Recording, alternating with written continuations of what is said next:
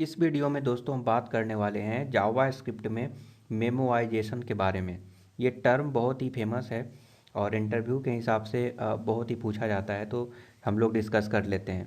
तो दोस्तों क्या होता है कि कोई भी फंक्शन है तो फंक्शन के रिज़ल्ट को हम एक कैशे में स्टोर कर देते हैं। कैशे कुछ नहीं, एक वेरिएबल मान के चलिए कि उसको हम लोग कैश बोल सकते हैं। उस वेरिएबल में स्टोर कर देंगे और अगर कोई बंदा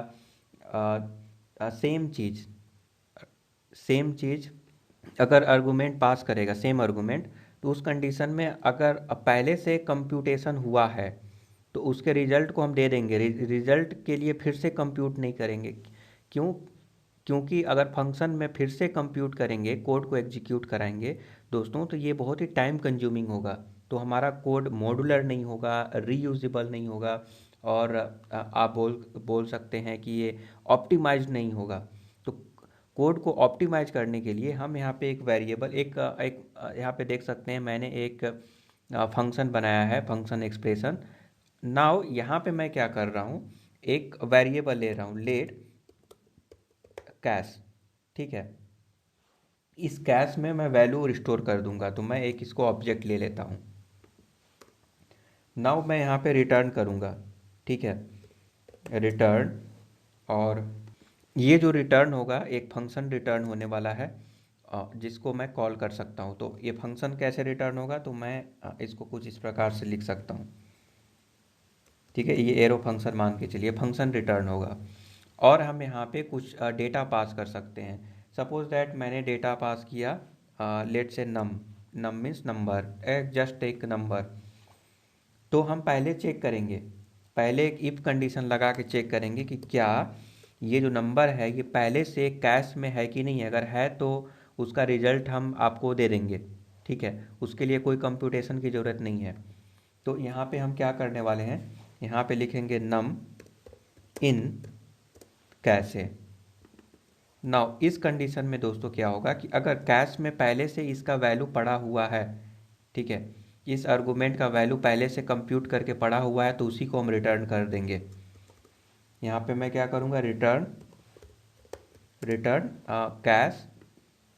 और अब यहाँ पे दोस्तों डॉट यूज तो नहीं कर सकते क्योंकि पहले से मालूम नहीं है क्या प्रॉपर्टी ऐड है इस ऑब्जेक्ट में, कैश ऑब्जेक्ट में। तो दोस्तों यहाँ पे हम कुछ इस प्रकार से आ, तो दोस्तों अगर कैश में अवेलेबल है वैल्यू तो कैश से ही निकाल कर दे देंगे। कैश से मैं यहाँ पे निकाल कर दे दूंगा। अदरवाइज कैश में नहीं है तो मुझे फिर से कंप्यूट करना पड़ेगा, तो फिर से कोड एग्जीक्यूट होगा। ठीक है, तो मैं यहाँ पे फिर कोड लिख देता हूँ, एल्स पार्ट में जाएगा अगर वैल्यू अवेलेबल नहीं है तो कैश में स्टोर होगा तो वहाँ से वैल्यू दे देगा, अदरवाइज एल्स पार्ट में जाएगा। तो एल्स में मैं यहाँ पे क्या करता हूँ, मैं एक वेरिएबल ले लेता हूँ जो कि होगा result is equal to, let से ऐड मुझे करना है, तो जो पैरामीटर से जो वैल्यू आया है उसको मैं ऐड कर देता हूँ, लेट से 1 से। ठीक है, तो 1 से मैं वैल्यू को ऐड कर दिया और मैं इसे कैश में भी स्टोर कर दूंगा, क्योंकि नेक्स्ट टाइम कोई बंदा सेम आर्गुमेंट पास करेगा तो हम क्या करेंगे, कैश से ही वैल्यू निकाल कर दे देंगे, उसके लिए फिर से कंप्यूट नहीं करेंगे। हालांकि आप देख रहे होंगे कि बस 2-3 लाइन का कोड यहाँ पे मैं लिख रहा हूँ, बट ये जस्ट फॉर द एग्जांपल है। रियल सिनारियो में बहुत बड़े कोड हो सकते हैं जो एल्स पार्ट वाला चीज़ है। तो इस प्रकार से कोड को ऑप्टिमाइज कर सकते हैं with the help of memoisation. Okay, इसे हम लोग मेमोआइजेशन बोलते हैं, जिससे कोड का स्पीड बढ़ जाएगा और ऑप्टिमाइज्ड कोड ये बन के रेडी हो जाएगा। तो यहाँ पे हम दोस्तों क्या करने वाले हैं, इसको कैश में स्टोर करेंगे। तो यहाँ पे कैश मैं लिख देता हूँ क्योंकि ये एक वेरिएबल का नेम है, और यहाँ पे नम मैं पास कर देता हूँ। इस प्रॉपर्टी में जो वैल्यू आएगा वो होगा रिजल्ट, राइट। तो मैं यहाँ पे रिजल्ट को स्टोर कर दिया। नाउ अब मैं इसे रिटर्न भी कर देता हूँ, RETURN रिटर्न और रिजल्ट। तो यहाँ पे क्या हो रहा है, आप यहाँ पे नोटिस कीजिएगा कि एक मैं ऑब्जेक्ट लिया और मैं एक रिटर्न कर रहा हूँ फंक्शन। उस फंक्शन में एक पैरामीटर है। पहले मैं चेक करूँगा कि क्या जो पैरामीटर मैं पास किया हूँ, यहाँ पर जो आर्गुमेंट मैं पास किया हूँ, पहले से कंप्यूट करके उसका वैल्यू कैश में पड़ा हुआ है कि नहीं है। अगर कैश में पड़ा हुआ है तो मैं वहीं से वैल्यू ले रहा हूँ, ठीक है, कैश से ही मैं ले लिया। अगर नहीं पड़ा होता तो क्या करता, तो फिर मैं एल्स पार्ट वाला पार्ट में जाएगा, ये इफ कंडीशन सेटिस्फाई ही नहीं होगा क्योंकि इस ऑब्जेक्ट में वैसा कुछ प्रॉपर्टी मिलेगा नहीं। तो इस कंडीशन में दोस्तों एल्स पार्ट में जाएगा और पहले तो हमारा जो भी कंप्यूटेशन रहेगा वो करेगा। मैं तो एक +1 ऐड कर रहा हूँ, आपके रियल सिनेरियो में ये कुछ भी हो सकता है। तो ये +1 करके जो रिजल्ट आया, रिजल्ट को पहले मैं कैश में स्टोर करूँगा ताकि नेक्स्ट टाइम सेम आर्गूमेंट अगर कोई पास करेगा तो हम कैश से ही निकाल कर उसको वैल्यू दे दें। ओके, तो ये काम होने के बाद मैं उसको रिटर्न कर दिया। अब इसको मैं कॉल करा के मैं आपको दिखाता हूँ।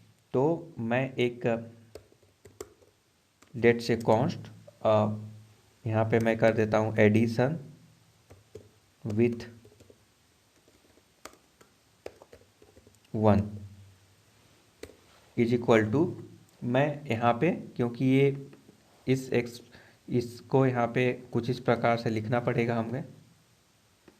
तो एट द एंड क्या हो रहा है कि ये जो मेमो ऐड है हमको रिटर्न करेगा एक फंक्शन, जो भी फंक्शन रिटर्न कर रहा है हम इस वेरिएबल में ऐड कर दिए एडिशन विथ ऐड 1। नाउ मैं यहाँ पे कंसोल करूँगा, जाहिर सी बात है, console dot log and then add with 1 को मैं यहाँ पे कॉपी किया, यहाँ पे मैं पेस्ट किया और यहाँ पे मैं वैल्यू पास करूँगा वो लेट से 10। नाउ जब मैं 10 करूँगा कंसोल लॉग, तो स्पेलिंग गलत है, कंसोल लॉग, तो यहाँ पे दोस्तों हमको जो आउटपुट मिल रहा है 11 आ रहा है, राइट। अब मैं अगर 11 पास, ओके, मैं एक बार और कंसोल करता हूँ और याद रखिएगा कंसोल में वैल्यू मैं पास कर रहा हूँ और जो भी मैं वैल्यू पास कर रहा हूँ, जो रिटर्न जो ये फंक्शन है, इस फंक्शन में मैं पास कर रहा हूँ।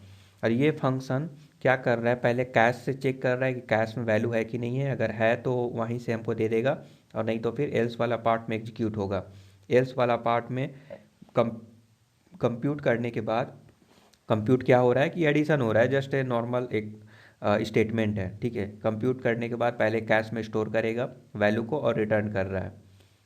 मैं यहाँ पे 11 कर देता हूँ और अब मैं यहाँ पे कंसोल भी करके दिखाता हूँ कि इस एल्स ब्लॉक में कब आ रहा है कब नहीं आ रहा है। कंसोल डॉट लॉग और देन मैं यहाँ पे कंसोल करता हूँ कि result after computation, something like that, और मैं इसे डबल कोट में इसे मैं डाल देता हूँ।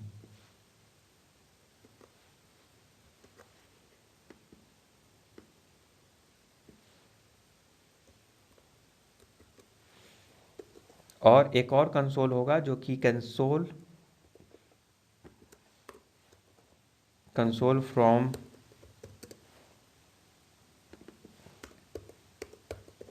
Cash condition. ओके, तो दोस्तों यहाँ पे नोटिस कर रहे हैं कि 11 और 12 दोनों आफ्टर कंप्यूट करके आया, ये कैश से नहीं आया। बट अगर मैं कंसोल एक बार और कंसोल करूँ और यहाँ पे वैल्यू सेम मैं पास करूँ, तो दोस्तों ये हमारा क्योंकि कैश में ही मौजूद है वैल्यू, तो हमको कैश से ही दे देगा, उसको फिर से कंप्यूट नहीं करेगा। और ये कैश दोस्तों ये काम कैसे कर रहा है मैं आगे बताता हूँ। तो दोस्तों यहाँ पे नोटिस कर रहे हैं कि ये आ रहा है कि result from cash condition, cash से ही आ गया क्योंकि सेम आर्गूमेंट में पास किया तो पहले से ही कंप्यूट करके वैल्यू कैश में ही पड़ा हुआ था, स्टोर था, तो वहीं से वैल्यू को दे दिया। इसी टर्म को बोलते हैं मेमोराइजेशन। और इससे हम जावा जो कोड है वो बहुत ही ऑप्टिमाइज, मॉडुलर और रीयूजेबल कोड हम बना सकते हैं। तो दोस्तों यहाँ पे नोटिस कर रहे होंगे कि 11 जो 10 का वैल्यू 11 और 11 का वैल्यू 12 पहले से स्टोर था कैश में, ठीक है। मैं यहाँ पे देख सकते हैं मैं ऑब्जेक्ट भी प्रिंट कराया हूँ, इसीलिए ये यहाँ पे ऑब्जेक्ट आ रहा है। तो पहले से अगर वैल्यू अगर एग्जिस्ट करता है तो वो हमको डायरेक्टली वैल्यू हमको कैश से ही निकाल कर दे देगा, अदरवाइज वो हमको जो कंप्यूट करके देगा प्लस में वो वैल्यू जो है कैश में भी ऐड कर देगा। Thank you for subscribing the YouTube channel. Have a nice day.